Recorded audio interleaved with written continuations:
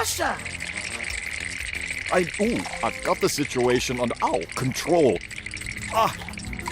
Just find us a way out of here, quickly. Yeah, don't bother with them little mooks. You want to go for the gold. You gotta grab the big boys. Help me carry this one, will you, Frankie? Game over, yeah!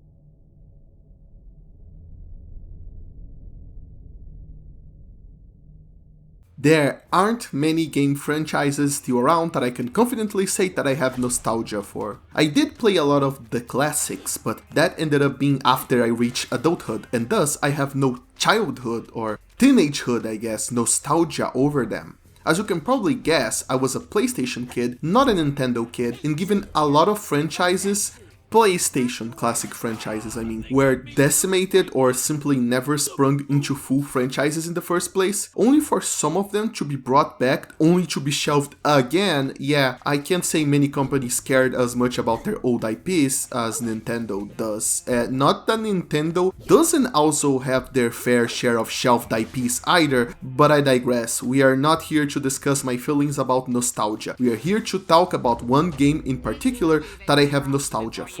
Psychonauts. You see, playing the original Psychonauts on my PS2 was quite an experience, which is my way of saying that the game scared me shitless. I couldn't comprehend all of the more mature stuff since I was a very dumb baby at the time. I don't remember exactly how old I was, and since I'm still a dumb baby today, it's safe to assume that I was even dumber then. All of this stuff with brains flying out of the heads of kids already scared me. And then there was the atmosphere, going to an asylum that should have long since been abandoned in the dark with all of that Tim Burton-esque crazy architecture while mad doctors steal the brains of children. It's just too much. I'm surprised all of that got approved in the first place, but hey, it's not like I'm against it. It might have been a little bit too much for a younger me, but it's precisely that too much that gave the game its edge. A lot of stories focused at young people, try to make them feel like the characters are in danger and such, but they always end up rounding off the edges so it doesn't scare them too much or get parents complaining and such.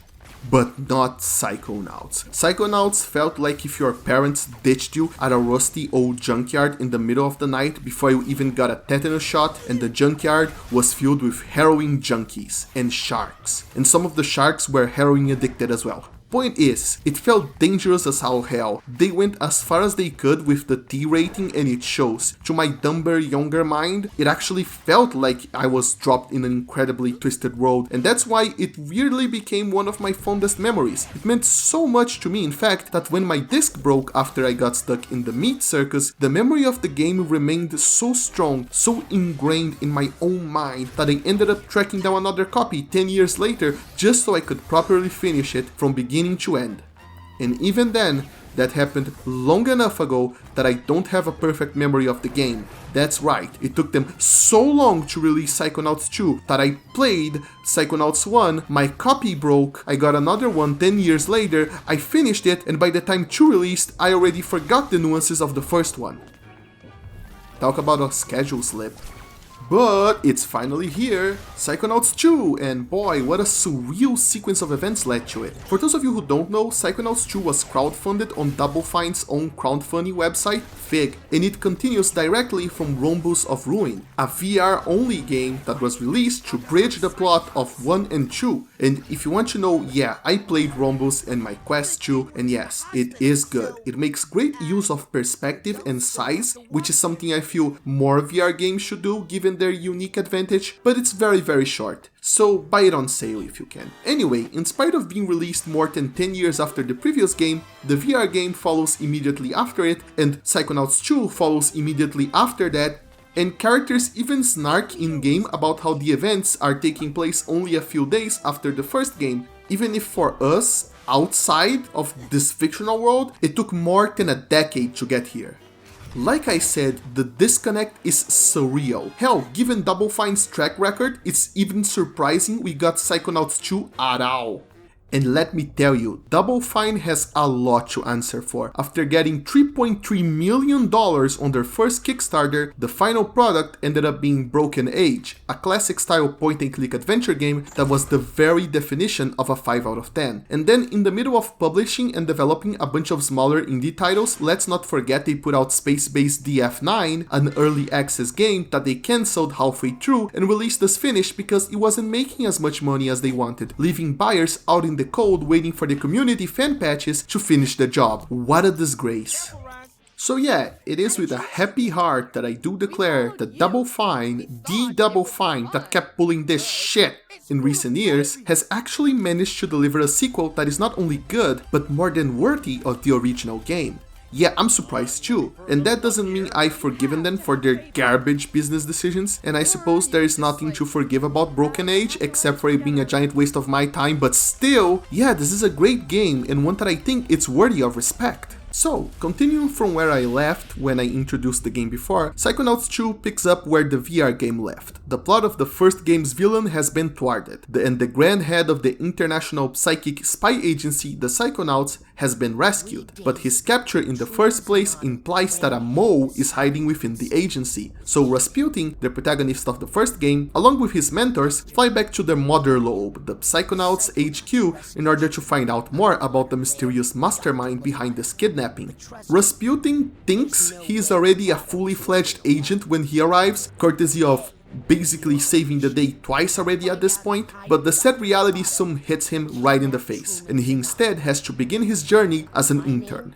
Of course, events conspire to put him on the first track to bigger issues by giving him excuses to jump straight into the minds of the highest echelons of the Psychonauts, the founders themselves, and only by sorting out their issues one by one can he unveil a dark conspiracy and set the past to rest once and for all. The story is... how can I put this? Well, it's pretty damn good, I have to say. The writing is fantastic and funny, which is why it's great that there are so many optional interactions and dialogues with a great cast of characters. Double Fine's origins in adventure games also show up unexpectedly when you talk to characters, since most of the named ones will have a list of topics show up when you talk to them, just like an adventure game would. They don't provide any earth-shattering moral decisions, they're mostly just a vehicle for delivering optional dialogue, and given the dialogue is one of the game's greatest strengths, I'm all for it.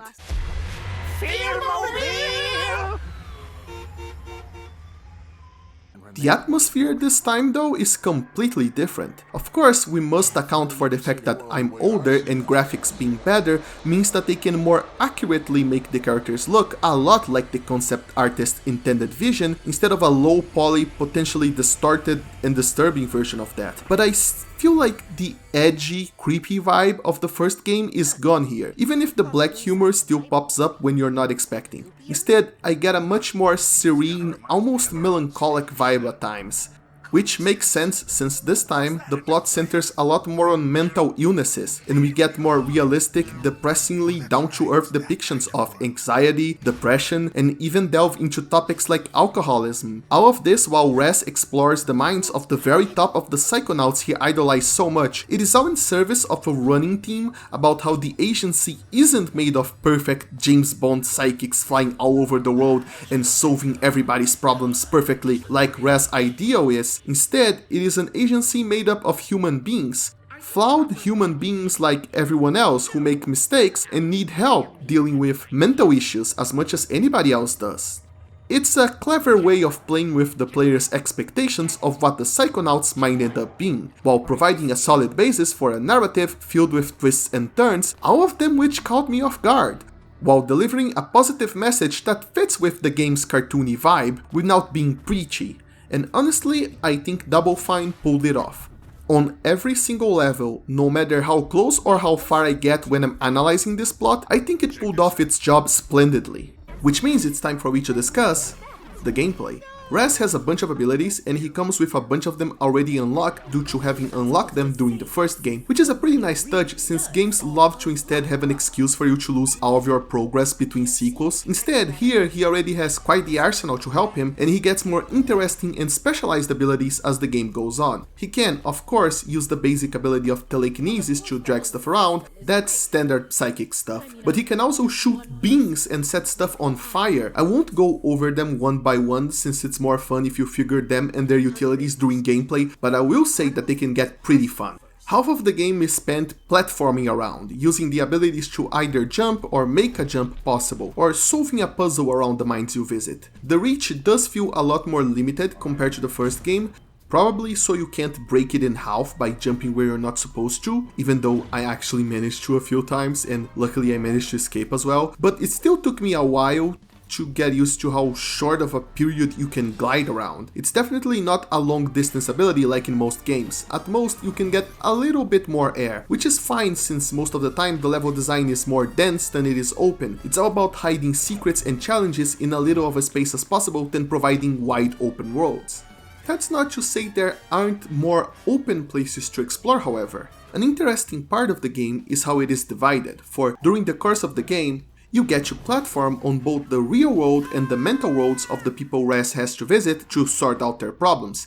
And while the mental worlds can have all sorts of different design philosophies, even sometimes changing the nature of their design halfway through, they are all more linear than the real world, which does in fact provide a kind of wide open sandbox for you to explore and find funny dialogue and other collectibles strewn about. The first time I realized how big the real world of the game really was when it opened up to me was when I got to a place known as the questionable area. It felt magical. The more I explored it, the more I figured out that I was completely directionless and the entire thing was way bigger than I thought. The mental worlds, however, aren't bad either. They offer more like the thrill of a roller coaster where you don't know where the next surprise will pop up from and even what it will be. Sometimes they open up as smaller sandboxes for you to explore as well, but the sheer nature of how hostile they are and how many opportunities they present for you to simply die in make them more linear than the real world sections. It's a bit of a delightful mix, really.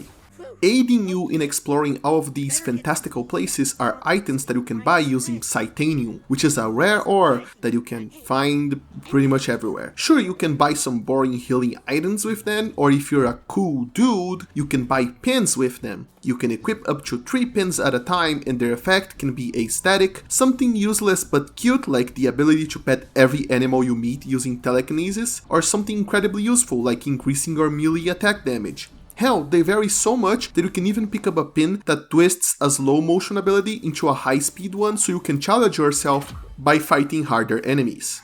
And on top of all of that, you can even upgrade your psychic abilities by increasing in rank. One can increase in rank in many ways. You can collect 100 figments inside the mental worlds you visit, which looks like silly little drawings spread all over the place, or you can reunite little emotional baggage with their tags or search for nuggets of wisdom, which instantly awards you with another rank. While on the real world, you can hunt down cards which, when combined with a psi marker, can grant you an extra rank as well. All of this is basically a giant collectathon side quest, but when the collectibles are all this charming, fun looking and useful, it basically becomes the best version of a collectathon possible, helped by the fact that technically you don't even need to collect any of these to progress through the story should you wish to ignore them. Once you increase in rank, you get a point you can spend to upgrade your abilities. Some of them are focused around the platforming, but most of them are focused on enhancing your firepower during combat, which is just as well since the combat is incredible this time around, courtesy of one of my favorite features, enemy variety, paired with yet another great feature which is responsiveness to different abilities. Each enemy usually has an ability that can help you defeat them. If there's just one small sensor, which is a basic melee enemy, you can just dispatch him with an easy Psy Blast. But there are also doubts, which are blob monsters that change the battlefield by spreading black goo that slows you down, but they can easily be dispatched by setting them on fire with pyrokinesis. And then there's bad ideas, which throws red explosive light bulbs at you, which you can throw back at them with telekinesis. Of course, that doesn't mean every enemy will react the way you expect. Some of them even have counters for your attacks. The Judge, a nasty mid-boss kind of enemy that carries a giant gavel with him, is immune to pyrokinesis. Trying to set him on fire will set only his gavel on fire, making him even nastier. It's in understanding the relationship between enemy and ability and taking advantage of the more fluid controls this time around that the real fun of combat is unleashed. And I really like that. Of course, not everything is perfect, but most of what I have to complain about are nitpicks. Since we've just talked about abilities, let's talk about the limitations of the ability system. You can only carry 4 powers at once, each mapped to a different button on the back of the controller. Which sounds good enough, but once the combat starts getting hectic, and especially considering you don't know the composition of upcoming enemy groups, it's simply not enough, causing you to have to constantly pause and switch abilities, especially when you go from exploration to combat. A simple fix would be to be able to have 2 different ability profiles and to be able to switch between them. That would have greatly helped, and considering there are only 8 abilities in the entire game, that would have kept your whole arsenal available at all times with little to no downtime at all. My second complaint is that enemies don't respawn once you clear the world, which is sad since eventually you're going to run out of things to test your ever more powerful arsenal on. I understand why the developers did it, since it would be annoying to have to fight them every time you went back to a world if all you wanted to do was to go back and pick up a few missing collectibles, but I still think this game needed an arena mode or New Game Plus for me to do some epic throwdowns with all of the abilities unlocked. It doesn't help that the reward for reaching max rank is to be able to purchase an ability that makes you have unlimited use of all of your abilities with no cooldown. Yet by the time you reach that point, you've already melted all of the enemies that you could have used it on. It's super weird that the developers didn't foresee this, especially since the game is loaded with post-game conversations that you can have with the characters to tie most loose ends, so you'd imagine that would be on their list of priorities, you know, having something in the post-game for you to test your abilities on? Maybe next time. And my third complaint is that useful pins and useless pins, or well, not useless, you know, but aesthetic pins or funny pins, they take the same 3 slots. And that's really weird, isn't it? I feel like you should be able to have 3 aesthetic pins and 3 actually useful pins, like in different spots, using different slots, so that you can maximize your combat potential and still look cool while doing it. Overall though, these are just minor things, and in the end, Psychonauts 2 is pretty much as good of a sequel as the original game deserves. It's been a rocky road until this point, but I'm happy to recommend Psychonauts 2 to pretty much everyone who loves to have fun, and I don't do this often, I think. And also, this is a sequel to a game I have nostalgia for, developed by a company that has long since fallen out of my favor, yet I think they didn't miss a beat when it came to delivering this, so you can all now rest assured that I am a 100% bias-free YouTube channel. Yeah.